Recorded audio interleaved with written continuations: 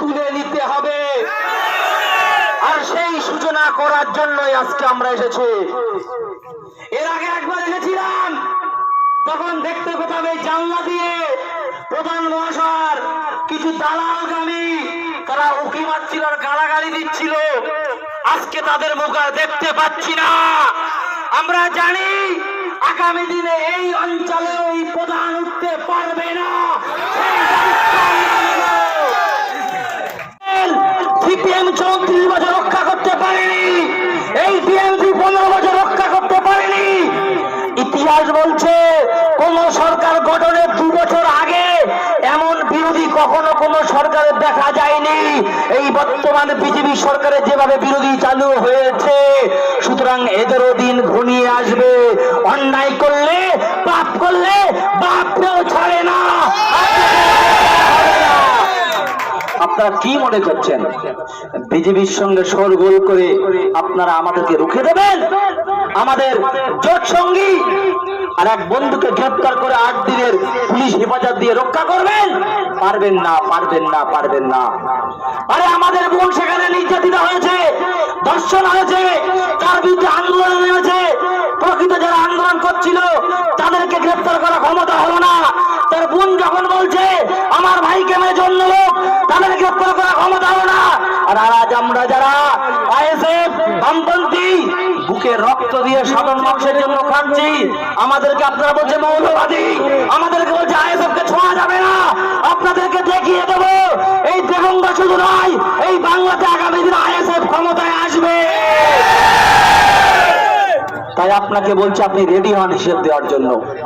আপনাকে এখান থেকে একটা কথা বলে দেই, আমরা যতগুলো পয়েন্ট এখানে লিখেছি, আমার বন্ধুবর্গ বলছিলেন তার প্রতিটার হিসাব যদি আমরা না পাই, তার ব্যবস্থা এখানে আমরা কিভাবে করতে হয়, কতদিন এই পঞ্চায়েতের সামনে বসতে হয়, সেটা আমরা বলে দেব যদি ব্যবহার খারাপ হয়।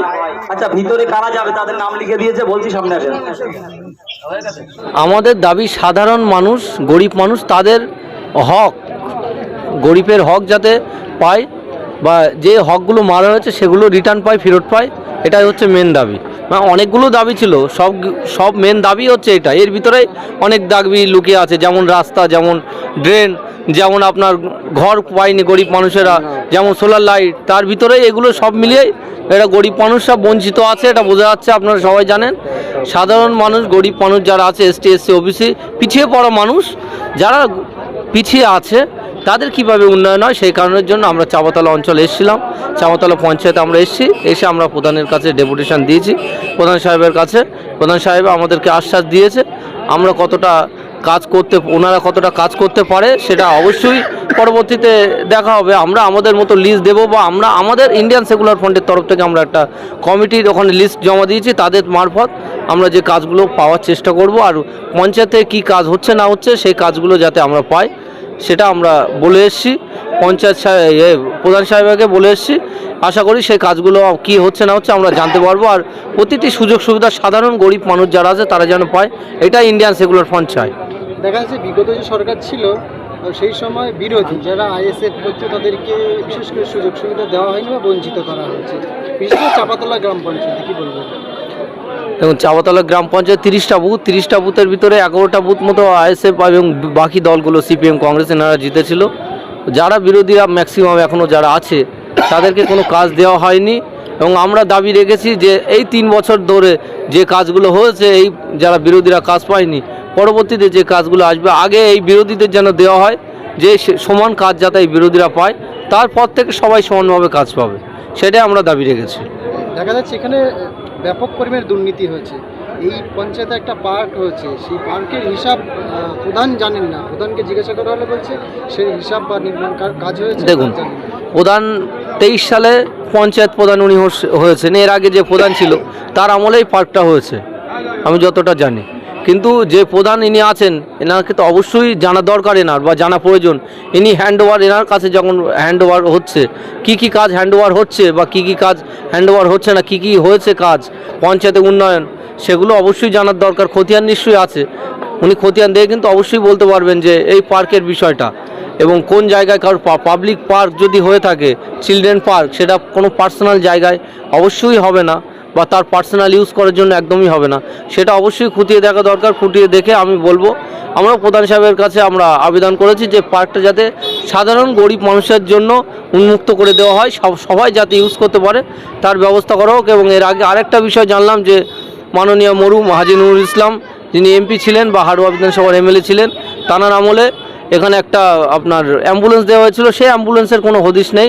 এনারা পরপরই পঞ্চায়েত যখন টিএমসি পঞ্চায়েত যখন পায় তখনই এখানে ছিল, তখন আপনার এখানে ছিল অ্যাম্বুলেন্স ছিল, কিন্তু এখন বর্তমানে অ্যাম্বুলেন্স নেই, তার হিসাব ওনারা দিতে পারেনি। আমরা ওনাদেরকে বলে এসেছি যে অ্যাম্বুলেন্সটা কী হয়েছে, এর আগে যারা প্রধান ছিল বা যেখান থেকে অ্যাম্বুলেন্স যখন ছিল তখন নিশ্চয়ই টিএমসির প্রধান ছিল, বা সেই অ্যাম্বুলেন্সটা কীভাবে উধাও হলো বা কার কাছে আছে অবশ্যই জানার জন্য, যদি না জানাই আমরা এই যে বিষয়গুলো জানিয়েছি টোটাল বিষয়গুলো। কমিশন খাওয়া হতো এরকম একটা, আপনারা দাবি জানাচ্ছেন যে কমিশন যাতে না খাওয়া হয় পরবর্তীতে। দেখেন টোটাল বিষয়গুলো আমরা যেগুলো জেনেছি তার বিরুদ্ধে কমপ্লেন স্টেপ নিয়ে দেওয়ার কথা বলা হয়েছে। যদি স্টেপ ভালোভাবে নেওয়া হয় অবশ্যই ভালো, না হলে আমরা স্টেপ নেব। আমরা চাপাতলা বাসিন্দা রয়ে চাপাতলা অঞ্চল যেসব ইন্ডিয়ান সেকুলার ফ্রন্টের লিডাররা আছে তারা স্টেপ নেবে।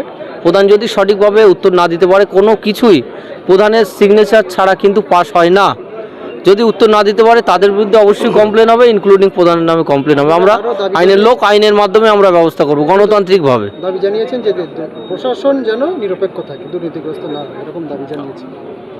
প্রশাসন তো নিরপেক্ষ অবশ্যই থাকা উচিত, কারণ এর আগে আপনারা দেখেছেন প্রশাসন, কিছু প্রশাসন, সবাই না, তারা দ্বিচারিতা করেছে, কিছু পক্ষপাতিত্বের কাজ করেছে। কিন্তু বর্তমানে প্রশাসনের ভূমিকা আমি চাইবো যে সমানভাবে দেখার জন্য, যে পার্টি করুক, আপনারা সঠিকভাবে যেটা সঠিক সেটা সঠিককে সঠিক বলবেন, যেটা ভুল সেটা ভুলটাকে ভুল বলবেন, এটাই চাইবো।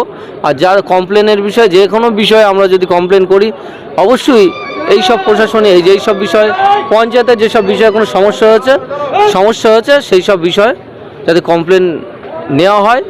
যদি সদুত্তর আমরা না পাই অবশ্যই আমরা কমপ্লেন দেবো। কমপ্লেন দেওয়া হলে আমরা আশা করি ব্যবস্থা গ্রহণ করা হবে। দেখা যাচ্ছে যে এই যে বিভিন্ন দুর্নীতি ইস্যুতে আইএসএফ এর প্রতিবাদ, অন্যান্য রাজনৈতিক দল প্রতিবাদ করছে না কেন? সেটা তার পার্সোনাল ব্যাপার। আমরা আইএসএফ প্রতিবাদ করছে, কিন্তু সবার হয়ে, কোনো একটা পার্সোনাল হয়ে আইএসএফেরও করছে না, কিন্তু প্রতিটি মানুষের জন্য আমরা কিন্তু এখানে প্রতিবাদ করতে এসেছি গণতান্ত্রিকভাবে অবশ্যই, এবং মানুষের হক যাতে বুঝে পায়। এখনও লাস্টে এটাও বলছি, তাদের যে ব্যবস্থা কিন্তু ইন্ডিয়ান সেকুলার ফ্রন্ট করবে। হক যতদিন না বুঝে পাবে ততদিন কিন্তু আমরা অবশ্যই আইনতভাবে লড়াই দেবো, গণতান্ত্রিকভাবে আমরা লড়াই দেবো। যে ব্যবস্থা কিন্তু ইন্ডিয়ান সেকুলার ফ্রন্ট করবে। হক যতদিন না বুঝে পাবে ততদিন কিন্তু আমরা অবশ্যই আইনতভাবে লড়াই দেবো, গণতান্ত্রিকভাবে আমরা লড়াই দেবো।